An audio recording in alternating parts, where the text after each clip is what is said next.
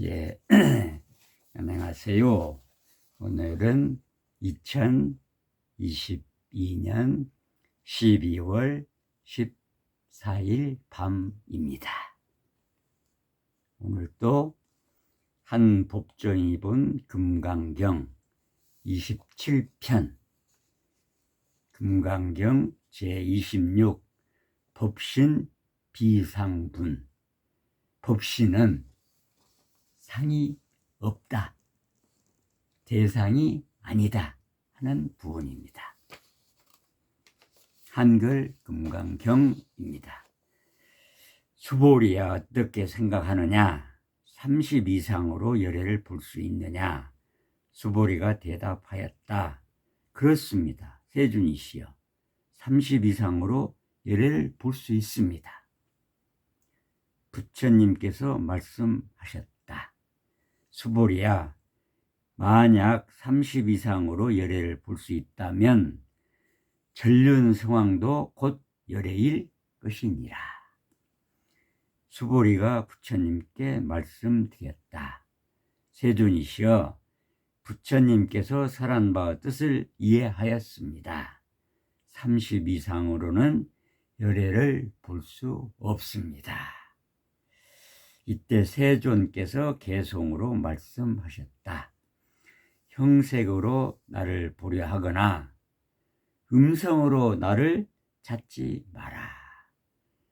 잘못된 길로 가는 사람은 결코 열애를 볼 수 없다네. 예, 한문 금강경입니다. 수보리 의운하 가히 30 이상 관열애 부 수보리언 여시여시 이 30 이상 관열애입니다. 불은 수보리야, 약이 30 이상 관열애자라면 전륜성왕 또 즉시 열애일 것이다. 수보리 백불은 세존 여하의 불소설 의컨대 불응이 30 이상으로는 관열애니이다. 이시세존 이설개언 약 이생 이색견나 이음성 구아 시인 행사돈이 불능견열애라. 예, 저자의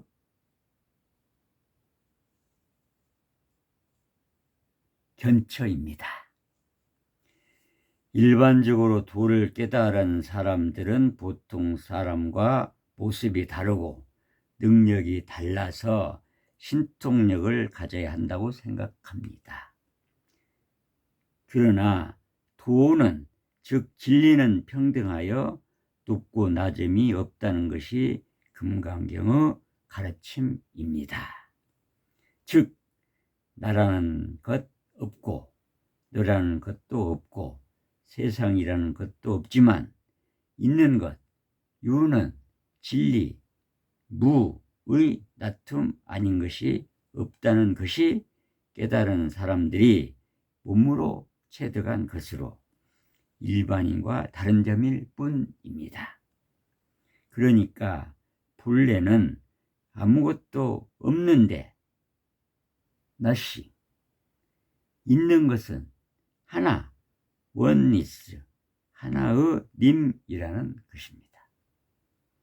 진리는 아무것도 없으니 무니 공이니 하지만 우리의 이성으로는 알 수 없는 것입니다. 유는 무로, 무는 유로 돌고 돌아 지극하면 유와 무가 구공이나 구공 역시 구족이라. 이상은 원불교 대종사의 열반 개송입니다. 그래서 진리가 무엇이냐고 물으면 할 소리치기를 하기도 하고 몽둥이로 때리기도 하고 호떡이라고 하기도 하고 똥막대기라 고도 합니다. 진리 아님이 없다는 말입니다. 진리가 아니면 그와 같은 짓을 못합니다. 그러니까 진리가 자기를 나타내기 위하여 이 세상 우주 만물 만상의 모습과 움직임으로 자기를 나타낸다는 것입니다. 진리 아님이 없으니 따로 찾고 뭐 할 게 없습니다. 뗄나무하고 물 깃는 것이 도인의 풍모라고 합니다. 이 금강경에서도 도인이신 석가모니께서 때가 되자 밥 빌어 먹고 발 씻고 앉는 것이 도인의 모습임을 보여주고 있습니다. 모든 사람들이 도인들은 고고하고 신통력이 있어야 한다는 선입감을 가지고 있습니다. 그러나 도인들도 말년에 암으로 돌아가십니다. 마하리시 마하라지도 말년에 암으로 병을 앓다가 돌아가셨다고 합니다. 심지어는 예수님 같은 분은 밥 먹고 똥도 싸지 않는 그런 성스러운 분으로 압니다. 담배가게 성자라는 책을 보니 I am that 이라는 마하라지의 책을 보고 깨달음을 배우겠다고 전 세계 사람들이 마하라지가 사는 인도 시골 다락방을 찾아와서 마하라지를 보고 저 사람이 도인인가 하고 의심을 한다는 부분이 나옵니다. 그의 모습은 너무나 평범하고 담배도 피웠다고 합니다. 능엄경에 다른 사람과 다른 50가지 능력을 뽐내면서 자기가 깨달았다고 뽐내는 사람은 마귀의 치니 따르지 말라고 석가모니께서 강조한 대목이 나옵니다. 물론 같은 능엄경에 아난존자가 석가모니께서 다른 사람과 달리 금색 빛이 나는 몸을 쥐고 있음을 보고 자기가 출가했느라고 말한 대목도 나오고 몸뚱이가 너나 나가 아니라는 붓다가 가르친 부분이 나오기도 합니다. 그러나 금강경에서 석가모니께서 가진 30 이상 80종호 몸의 좋은 모습으로는 열애를 볼 수 없다고 강조한 대목이 여러 번 나옵니다. 몸이라는 것이 나는 아니기는 합니다만 이 몸이라는 것이 없으면 법신도 아무런 작동을 할 수 없는 것이 현실입니다. 그런데 내 몸이라는 것은 부모님이 없었다면 이 세상에 나오지 못했을 것이고 이 세상 의식주가 없다면 이 몸을 유지할 수가 없을 것이니 부모님과 이 세상 만물 만상에게 늘 감사드리며 사는 일은 당연한 인간의 본분이라고 생각됩니다. 그런데 요즘 어떤 이유에서든 돌아가신 조상님들에게 대한 추모나 존경의 마음이 없어지는 것은 참으로 안타까운 일이라고 생각합니다. 심지어 돌아가신 조상님께 존경의 절을 올리지 못하도록 하는 가르침은 좀 심하다고 저는 생각합니다. 그렇다면 몸이 살아있을 때만 부모님이고 몸이 사라지면 부모라는 인연도 사라진다는 말인데 예수님의 몸도 사라지지 않았나요? 예수님께서 몸을 가지고 이 세상을 사실 때 맺은 제자와 수용사의 인연 소중하게 생각하지 않나요? 이 세상 몸을 가지고 있지 않은 예수님의 어머니 성모 마리아를 추앙함은 어떤 연고인가요? 이 세상 몸을 가지고 있지 않은 부처님을 추앙함이 꼭 미신일까요? 일상 몸을 가지고 있지 않은 부모님을 추앙함이 꼭 미신일까요? 천주교에서 종교적 신념으로 조상님들에 대한 제사에서 절을 하지 않겠다고 하여 사형당하신 분들을 성인으로 추대하고 교황청으로부터 한국의 카톨릭 신자들은 제사를 올릴 때 조상님께 절을 해도 괜찮다는 승낙을 받아낸 고 김수환 추기경님을 저는 진정한 성인이라고 생각합니다. 서울에서 변호사를 할 때 시골에 내려가니 어떤 연유인지 집안에 굿판이 벌어졌습니다.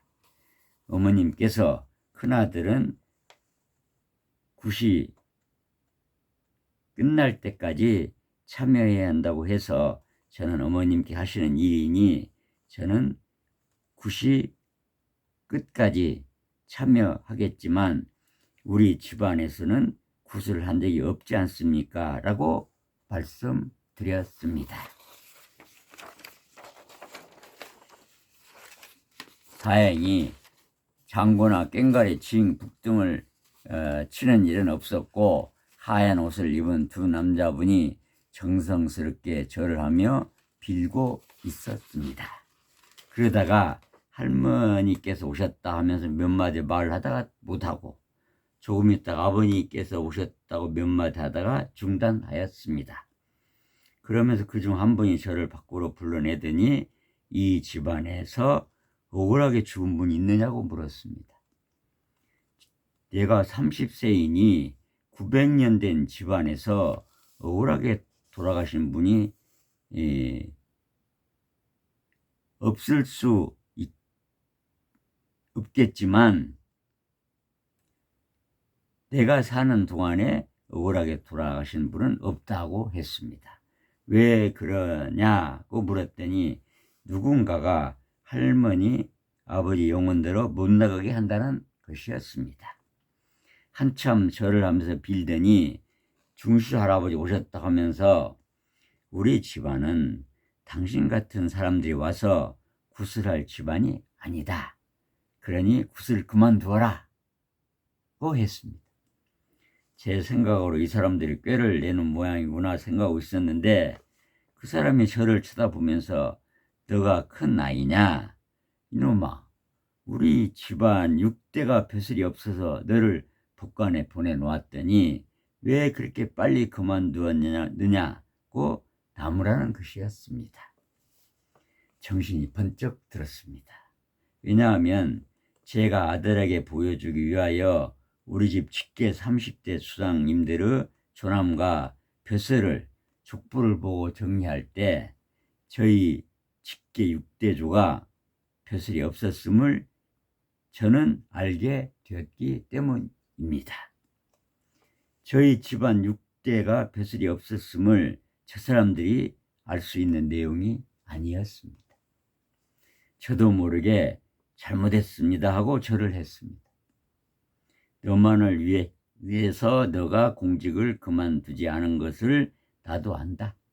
작년에 내가 씨를 다시 심었느니라.